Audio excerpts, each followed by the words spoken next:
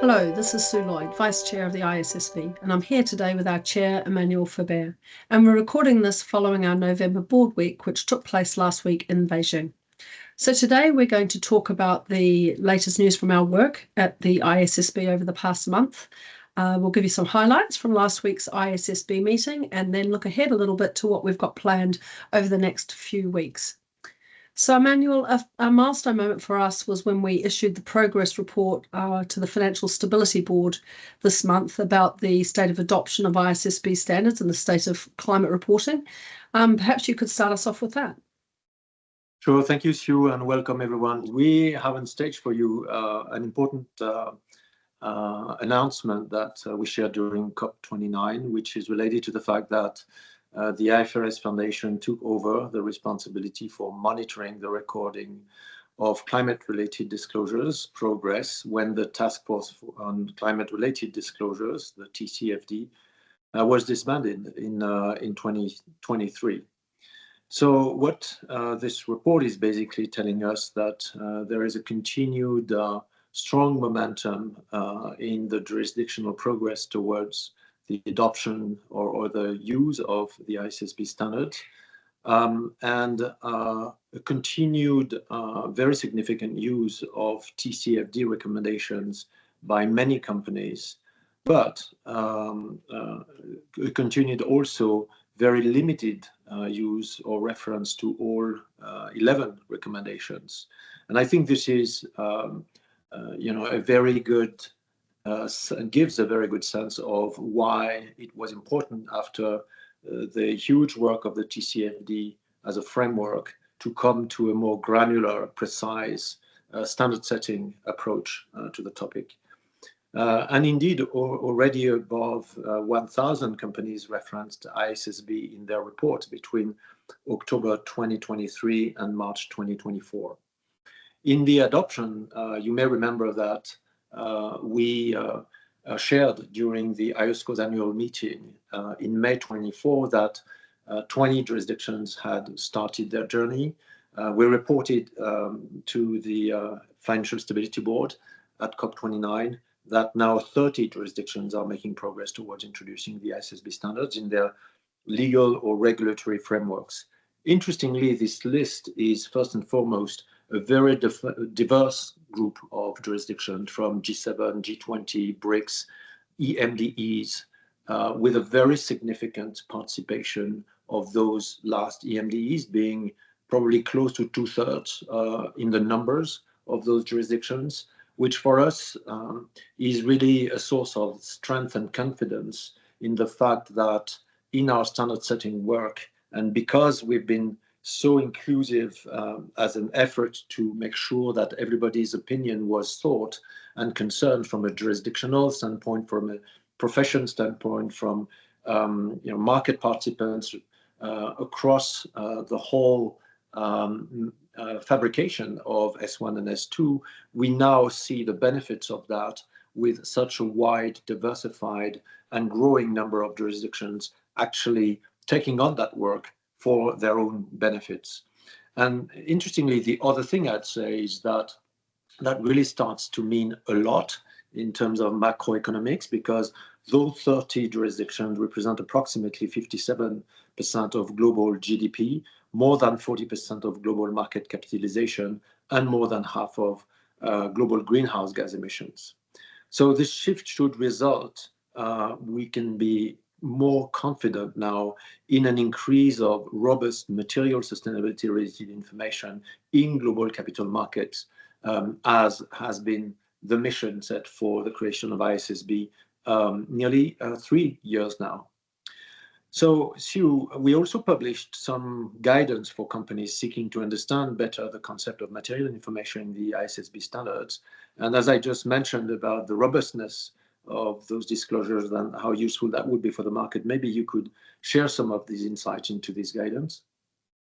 Sure, and this is a really important piece of guidance that we have issued, and big shout out to the staff who worked so hard getting this done, because it's a really important document to help companies who are in the process of applying our standards around the world. And so it's a really important piece of the work that we've said that we'll do to support the implementation of IFRS S1 and IFRS S2. Because really at the heart of applying these standards, you need to understand what type of information the ISSB standards asks for and what our so-called notion of materiality means. And that's what this document is designed to do. So it really does two things. Firstly, it explains to companies how you make the assessment of which sustainability-related risks and opportunities to report on, and in particular, this notion of sustainability-related risks and opportunities that are reasonably expected to expect an entity's prospects, their cash flows, their access to funding, and their cost of capital.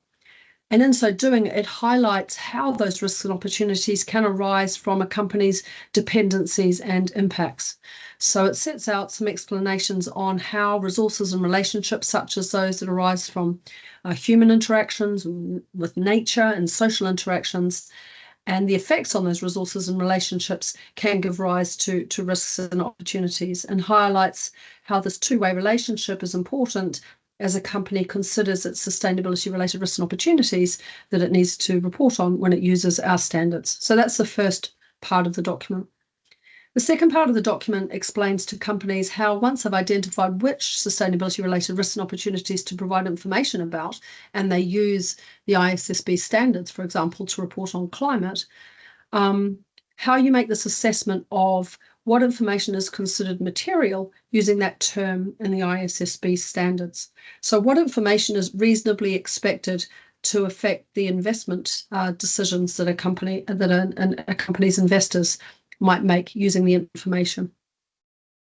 And in that part of the document, we really emphasize the fact that this materiality notion that we have is aligned with that used by our sister board, the IASB. And in fact, I think in a great example of connectivity, we really leverage heavily the IASB's practice statement on making materiality judgments and use the same steps that are set out in that practice statement to illustrate how a company using the ISSB standards makes materiality assessments. So I really recommend that people using our standards take a look at it. I think it'll be really helpful context to use our standards and to use it well. And while, of course, it works particularly well, these concepts of materiality, for those using IFRS accounting standards, our standards, the ISSB standards, can, of course, be applied with other generally accepted accounting principles. And it's the case that also for other GAAPs, such as US GAAP or Japanese GAAP, these same materiality principles are very much applied. So it's a little ad break to go and make use of those new educational materials. So moving on from educational material to events going on around the world, we've just had a series of COP events. So we had COP29, which just took place in Baku in Azerbaijan, and Biodiversity COP16 in Colombia. So Emmanuel, you weren't there yourself, but maybe you could tell us a bit about our contributions at those important events. Sure, Sue, thank you. And interestingly, COP15 on biodiversity took place at the very moment where in 22, we were also holding in Montreal a board week. And so conveniently, we opened the finance day of COP15 of Montreal Kunming with sharing the very important aspect in IFRS S1 of how an entity's ability to create value over time depends on its ability to create, destroy, or protect value for others, which meant really this approach of ecosystemic approach of how business is made, basically, and what the nature of business is. We weren't so profoundly conceptual at COP16, but had Elizabeth Seeger as our colleague board member being present here with an IFRS Foundation team, and it was a great opportunity to meet with key stakeholders in the community as we advance our nature-related work as part of our current work plan, and informing that work plan with a lot of stakeholder engagement and feedback. We certainly hope to be providing further feedback on our own work around the end of next year around these super important topics.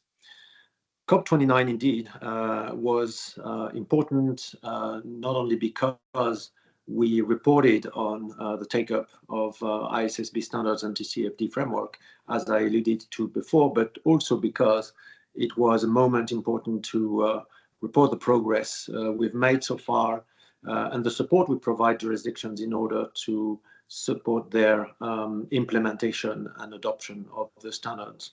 So this was our board members Jenny's turn to be there and share how the message around capacity building, working with our fellow international partners, is critical to ensure that we have trained professionals who can understand what we do, and as a train-the-trainer sessions can then go for capacity building in all the jurisdictions that start around the world implementing our standards. It was also, and because of that, an important forum to connect with the capacity building partners that we are blessed to have as part of the effort that we started already 2 years ago with our partnership framework on capacity building. But then moving from Baku and further east to Beijing, Sue, maybe you could share a bit about what our board meeting has been this month. Sure. So the first things that we talked about were to do with supporting implementation of S1 and S2, and in particular some matters that came from the Transition Implementation Group, which, as listeners might remember, it has been set up to answer questions on implementation that come from our stakeholders around the world. And we've said in the past that those discussions can lead to further action by us, including the development of educational material, or even, if we need to, proposing amendments to our standards, which would always go through public consultation if we think it is necessary to actually make a change to help with implementation. So we discussed 3 questions that came up at the Transition Implementation Group in September. And also, because this is the first time that we've talked about potential amendments arising from questions on implementation, we had a discussion, first of all, about the risks and benefits of amending the standards, noting that to make changes to the standards early in their life is disruptive for people. There can be benefits, but there's disruption and it takes time, not just for us, but for our stakeholders. So we do it with caution, but we do it if we have to, as responsible standard setters. And also to agree on the criteria that we would use when we evaluate whether indeed we should propose making any amendments. We discussed criteria about there being a demonstrated need for the amendment and ensuring that any amendment won't result in a significant loss of useful information for investors relative to the standards before any such amendment, and also being necessary to determine that the amendment won't unduly disrupt the ongoing implementation processes of companies and jurisdictions who are in the process of adopting our standards around the world. As part of that, we also discussed the need to think particularly about any effects on interoperability, such as with ISRS or with GRI standards, any effects on connectivity with the information that the IASB requires in the financial statements, and also making sure we don't upset the proportionality, which is so important in our standards. And then we had an initial discussion about the 3 questions and gave the staff some feedback, and at a future meeting we'll discuss in more detail whether we proceed indeed to act on those 3 questions. So that was supporting implementation. The other thing we talked about was 2 of the projects on our work plan, the research projects on human capital and our nature-related project on biodiversity ecosystems and ecosystem services. And we looked at a couple of things. One was looking at information about these 2 topics meets the needs of investors, and the staff shared their preliminary findings on both human capital and nature with the information needs of investors based on market outreach and also a review of literature. And then we looked at evidence of investor interest in the topics and how material these disclosures are likely to be for an understanding of an entity's prospects. And we also looked at how existing disclosure standards such as the work of the TNFD, GRI, Climate Disclosure Standard Board material, which we have in-house, and also the work of EFRAG through ESRS, what they say about disclosures on these topics, so that we can understand if there's materials there that we could potentially build on or that we need to think about from an interoperability perspective. So the staff will use the feedback we shared with them in the meeting to inform their ongoing research with the aim of synthesising their findings and analysing their implications for decisions on future standard setting, hopefully in the first half of next year.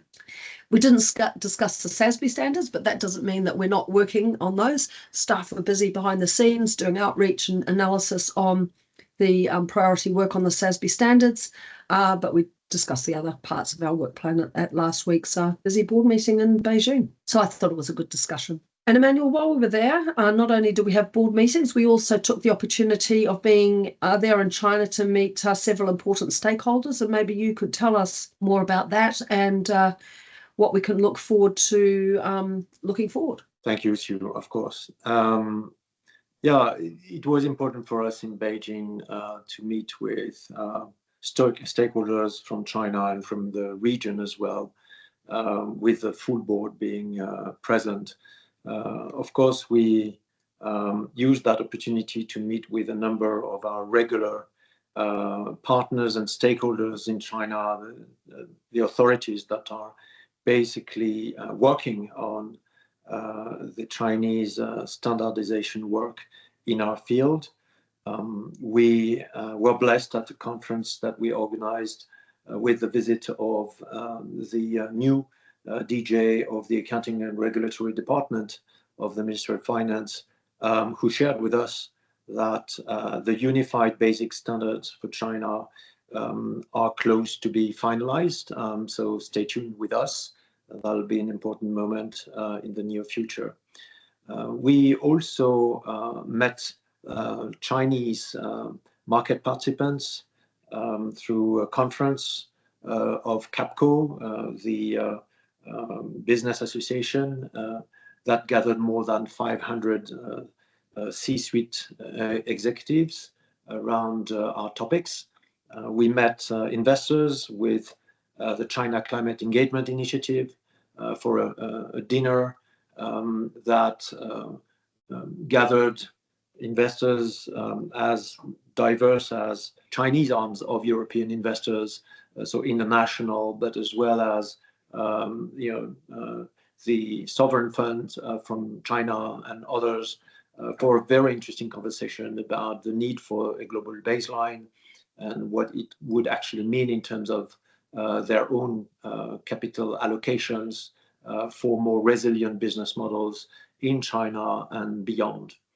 And then the IFRS Sustainability Beijing International Conference took place with absolutely amazing numbers of audience in the millions and millions that gathered, interestingly, a lot of the main jurisdictions, regulators of the region, such as Hong Kong and Japan, Korea and Singapore, in addition to our Chinese hosts.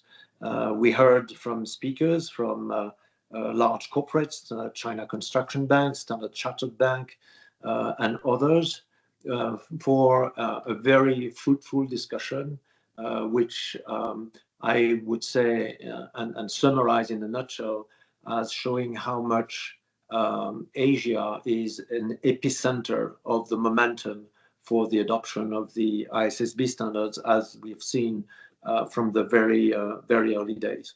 So it was a multifaceted program of work for this week, and a very good one indeed. And with that, and we'll be in Frankfurt for our board week, and we'll update you by then of our progress. Thanks for being with us. For the latest developments from either the International Sustainability Standards Board or the International Accounting Standards Board, make sure to subscribe on the IFRS Foundation website, www.ifrs.org. If you enjoyed this podcast, please take some time to rate, review, and subscribe on your preferred podcast player.